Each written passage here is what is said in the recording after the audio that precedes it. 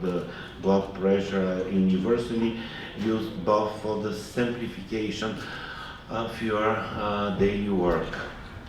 Uh, from the randomized clinical trials and from the epidemiological data, we know in the whole population that blood pressure higher than 140 to 90 is related to an increased cardiovascular morbidity and mortality. This definition is only for adults, not for children and adolescents, because for children and adolescents there is another classification based on quintiles and on different age of, from 0 to 80 years. Systolic blood pressure is more important for the diagnosis on the consequences in young patients, and diastolic is important for older patients. The values of 140 values for old persons till 80. For those over 80, the systolic blood pressure must be higher than 150 to determine the presence of arterial hypertension. Even in our daily practice, we know that the daily home blood pressure, the normal home blood pressure is 150 to 75. But we have no data from randomized trials and from epidemiology studies that the lower than 140 to 90 is good for the decrease of cardiovascular events. Maybe the most sophisticated definition of the blood pressure is the definition of the writing group of American Heart Association. Hypertension is a progressive cardiovascular syndrome as a result of complex interactive reasons. Early markers of the syndrome are often present before the steady increase of the blood pressure. This is the subclinical damages you can see as intima-medial thickness or renal impairment like proteinuria, and if you find those subclinical organ damages, we may define the diagnosis of hypertension even in lower values of the blood pressure. The office blood pressure is defined as blood pressure higher than 140 to 90, but in our daily practice we are proposing to use the home-based or the home blood pressure or the 24 hours recording of the blood pressure. This is ambulatory blood pressure. The NICE guidelines, this is English guidelines, they told to the doctors if you measure once higher blood pressure, you must perform an ambulatory monitoring of the patient to put the exact diagnosis. We have two kinds of out-hospital measurement. This is ambulatory blood pressure and home blood pressure. Those two forms of measurement are very important for the daily practice because in the office usually blood pressure is higher between 5 to 10 millimeters mercury. If the patient has apparatus for ambulatory blood pressure, at least 2 measurements per hour during the patient's working time suggested to at least 14 measurements to confirm the diagnosis. But usually each patient has device for home blood pressure, and when they are using these devices to consecutive measurements at a sitting position, at least 1 minute difference are enough for 4 to 7 days to determine the presence of the hypertension. The European classification of the hypertension is this classification, you know, optimal, normal, high normal blood pressure, and three grade. This is mild, moderate, and severe hypertension, as well as a form of isolated systolic hypertension with high systolic blood pressure and normal diastolic. According to the American guideline, the seventh report of the Joint National Committee guideline, in the United States, the classification is based on office blood pressure. Normal blood pressure is this.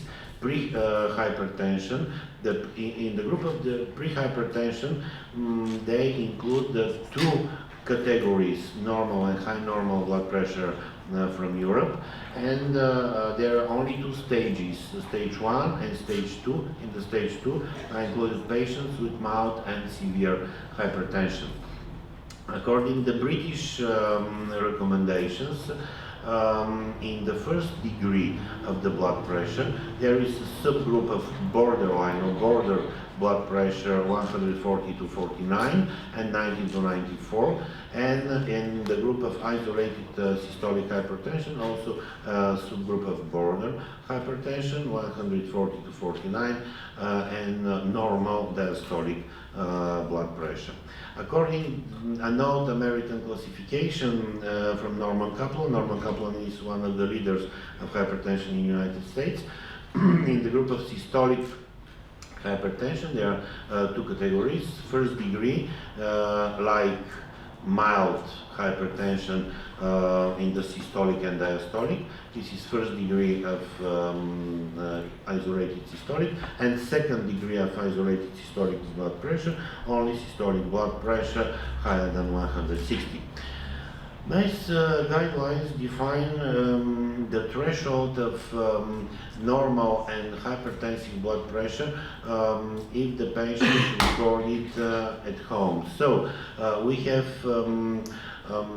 this definition of hypertension in the hospital or in the physician's office, and in case of home blood pressure measurement, we define the hypertension as blood pressure higher than 135 to 85. Also, the second degree of moderate hypertension is defined as higher than 150 to 95. When the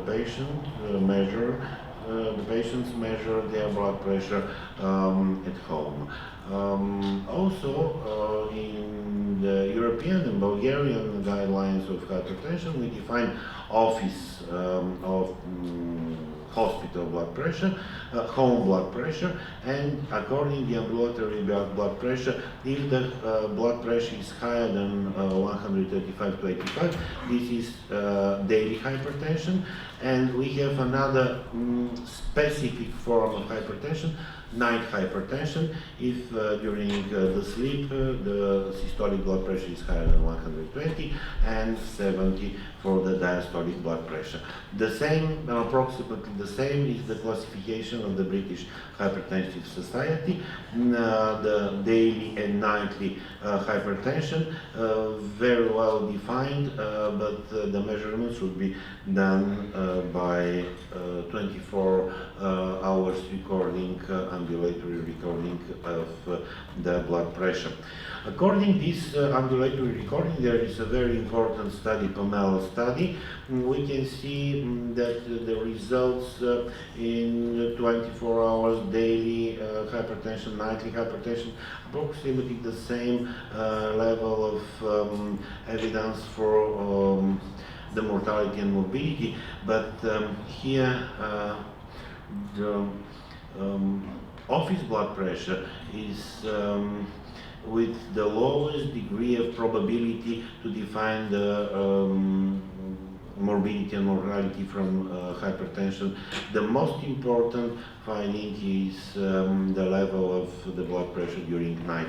So one special form of night hypertension was defined last 5 years. A recommendation for measurement, they are very important for students because there are some mistakes during the measurement. At first, you should use a validated device, calibrated in good conditions. The measurement of the blood pressure should be done in sitting position. In standing positions only for old persons or for diabetics to determine the presence of orthostatic hypertension. You should use cuff with specific size, I'll show you, and you must lower the mercury slowly with 2 millimeters per second. At first, you must define which is the arm to use for the follow-up of the hypertension. There is 6% differences between the two arms, and the difference is more than 10 millimeters mercury. If you find an arm with higher blood pressure, this is the arm where you must measure it for the following visits, and all the data should be recorded in each visit. Some errors, there's manometer errors due from the cuff, errors due to the researchers' reasons, and patients' causes. At first, the most important are the errors from the size of the cuff. The cuff, according to the British recommendations, the width and the length of the cuff, the width is 20 centimeters, and the length according the arm, the circumference of the upper arm, between 18 to 40. In United States, the size 12 centimeters the same, but there's difference of the these 23 here from 80 to 40 centimeters. There is the cuff, but the most important is this balloon or the rubber in the cuff, because this is the length you should know, not the full length of this, but only the length of the balloon. Here's the recommendations in Canada. If you use a small cuff, you will measure higher blood pressure.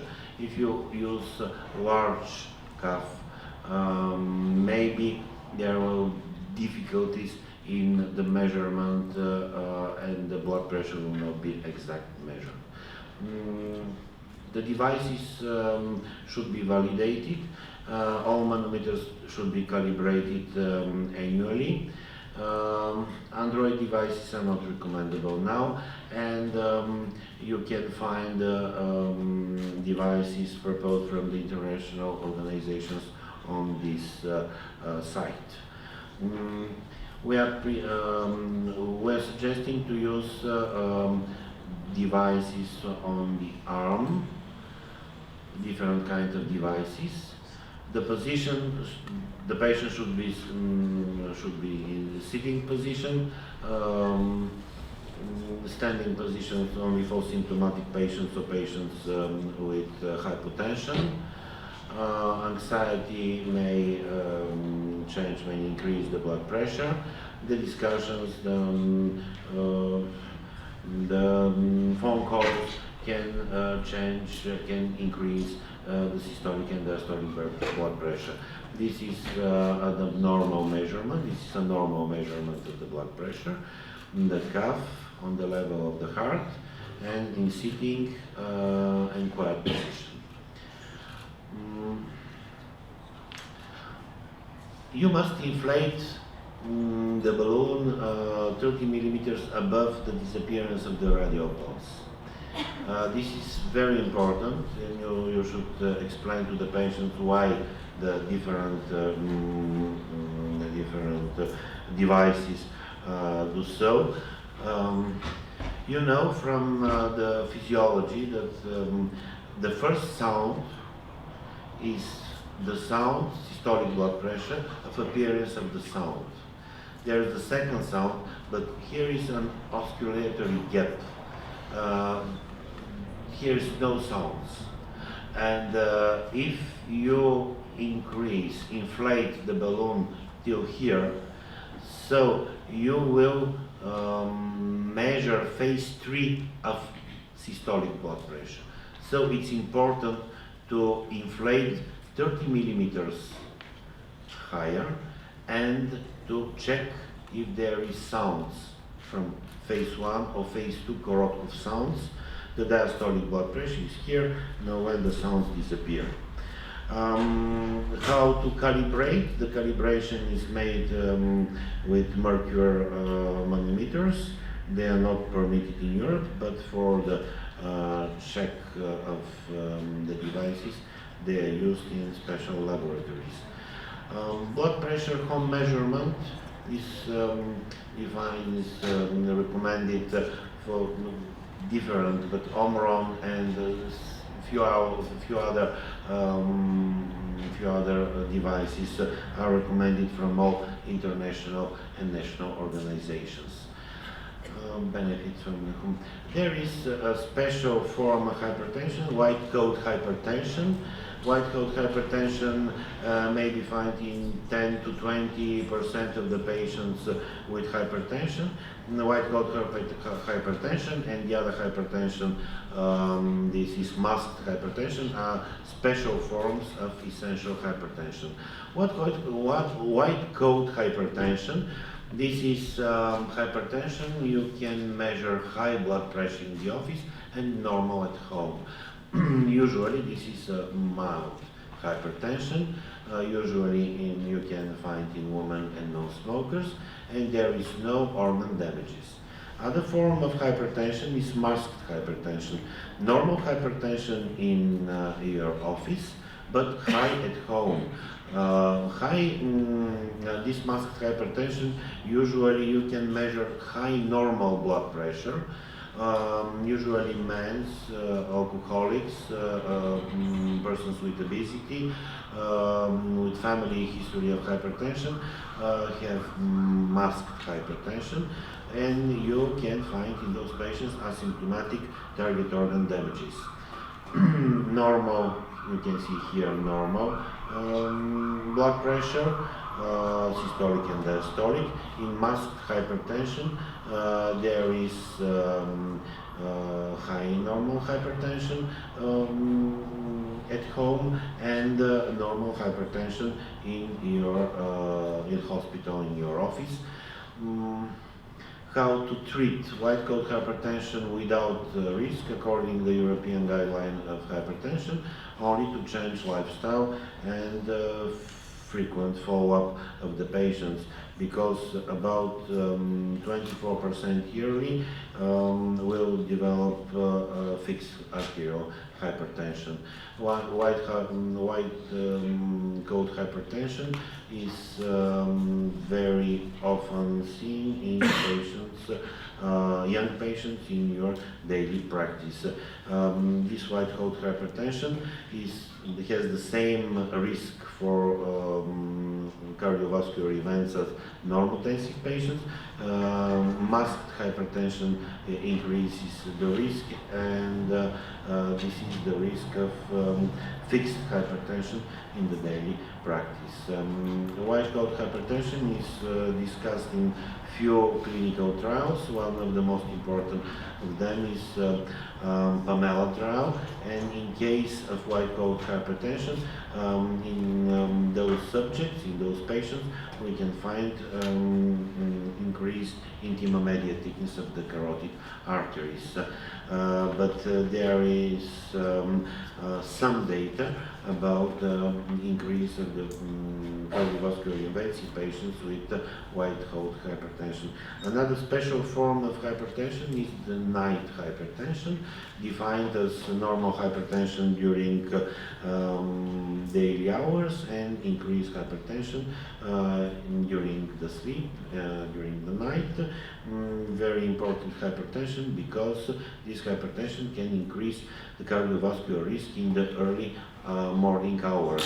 This is a normal 24 hours recording of the blood pressure with normal high blood pressure in the daily hours and normal dipping lower of the blood pressure nightly, with the morning surge or morning rise of the blood pressure due to an increase of catecholamine and renin-angiotensin aldosterone system activity.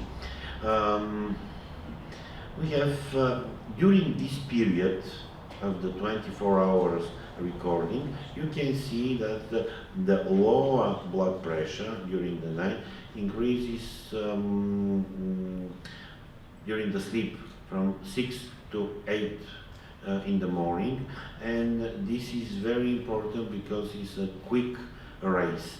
In case of normal blood pressure, there is no problem, but if you have some kind of some form of hypertension, this quick surge may increase the stroke and myocardial infarction events. According to this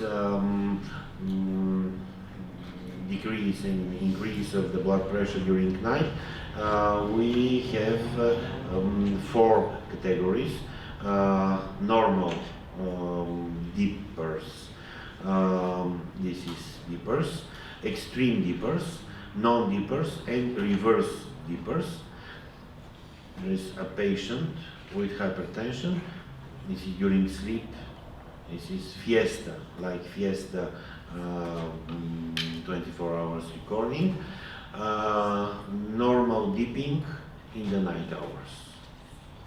Another patient with high blood pressure and no dipping. This is non-dipping status. There is no decrease of the blood pressure during night. The same non-dipping, another patient with non-dipping hypertension. You can see that daily and nightly blood pressure values are the same. Extreme dippers, patients with lowering of the blood pressure more than 20% from the daily levels, and a reverse dipper, normal or lower blood pressure in the day and very high blood pressure in the night. Very high risk of cardiovascular events of stroke and myocardial infarction, also here aortic dissections. Good control of a hypertensive patient during daily hours, and a reverse dipper, very high blood pressure in the early morning hours, very high risk of stroke and myocardial infarction. This is the non-dipping status of nightly hypertension. This is daily and nightly, but controlled daily and high nightly hypertension. You can see here that dipper and extreme dippers have the same probability of cardiovascular events and very high risk for cardiovascular events for reverse dippers and or for non-dippers. Another form of different forms of blood pressure can be defined according to ambulatory blood pressure. This is border hypertension, white horse hypertension, isolated systolic hypertension, nighttime hypertension, and also resistant hypertension. Resistant hypertension was defined symptomatic hypertension. Nighttime hypertension, I told you that is each blood pressure higher than 120, 85 for diastolic during the night. And I like to explain something about the resistant hypertension. Resistant hypertension is defined according to the blood pressure treatment. European guideline of for treating hypertension defines 5 categories, 5 groups of drugs to be used as mono and combined therapy. Those are diuretics, calcium channel blockers, beta blockers, ACE inhibitors, and angiotensin receptor antagonists. 1 or 2 or 3 of those categories, but not combination between AC inhibitor and angiotensin receptor blockers. One, two, or three of them must be used for the treatment of hypertension. And if you have hypertension not controlled on three of those drugs, one diuretic and two the others, RAS inhibitor or beta blocker, RAS inhibitor or calcium channel blocker, this is the definition of resistant hypertension. We also have resistant control hypertension, when the hypertension is controlled on 4 and more than 4 drugs. And we have on uncontrolled hypertension, hypertension on 4 and more drugs, not reach the target levels. Other than the target levels for the patients are below 140 and 90 for all the patients except diabetics. For the diabetics, the diastolic blood pressure should be lower, below 85 millimeters. So how to measure, explain to you how to use the modern measurements. This is ambulatory and home blood pressure, and then can help you for the daily practice for defined not only essential hypertension, but also a few other forms of hypertension. You can use them for the daily practice and decide how to treat the patients with hypertension. Thank you.